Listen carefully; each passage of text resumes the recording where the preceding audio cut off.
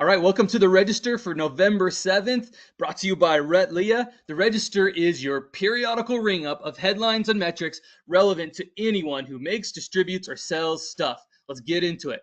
First, we've got 6 positive headlines about the market. I started with the SMB here, Farm Rio growing, Trader Joe's growing, Chipotle and Hershey's both like unrolling some strategic growth stuff where Chipotle, they're trying to double their footprint in the US. That's a strategic bet.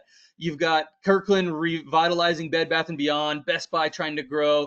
Even a nice little quote here. We think we're hitting the end of the down cycle from one of these executives. So some positive headlines there. But let's also look at the negative. There's 6 of them too. You got a couple companies here. Austerity measures. You don't like to hear that. Starbucks suspending guidance because of sales. Amazon, now, I mean, it's not horribly negative, but shutting down one of their moonshots, you really want to see them placing a lot more moonshots, but hey, maybe it just wasn't paying off. You've got QVC where the article sounds like positive at first, but you read it and it's like, no, their sales is really struggling, and that's kind of why they're doing this. How to fight against organized crime and scams. You know, that kind of crime definitely a drag on the market, and it can also be kind of a symptom of hard times that people are turning to that. Let's also look at neutral headlines. These are all ones that, you know, it's not really tipping the balance one way or another. You've got 7-Eleven building 500 new stores, but in the footnote there, also closing 444 pretty quickly, building back those 500 over time. You know, let's not get too optimistic about that kind of headline, right? So there's your headlines. Let's look at key metrics. One of the big key metrics is retail sales growth, and man, month over month up. Exceeded expectations, extending a growing streak that it's been on. You've got imports reaching a massive peak, and they've been on an upswing for a couple years.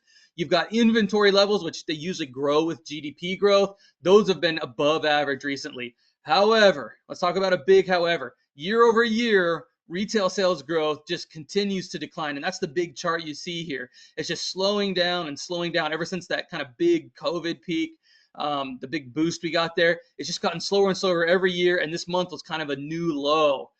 In the manufacturing sector, it's in kind of a depression or a recession type of a signal, and it's, you know, that's not good for making, distributing, and selling stuff. If manufacturing is really slowing down, new orders are slow. Even the month over month trend that, you know, at first kind of looks good. Like if you really squint at it, man, from 2010 to 2020, we would only have about 3 months that dipped into negative month over month each year. But since this big pandemic peak, it's been dipping month over month into that negative more like 4 times per year. That's a 33% increase. Like, it's not great.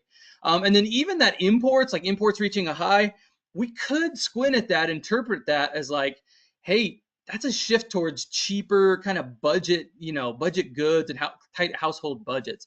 So yeah, there's technically still growth in retail, but there's kind of like this slowing down trend. You know, what's going to happen?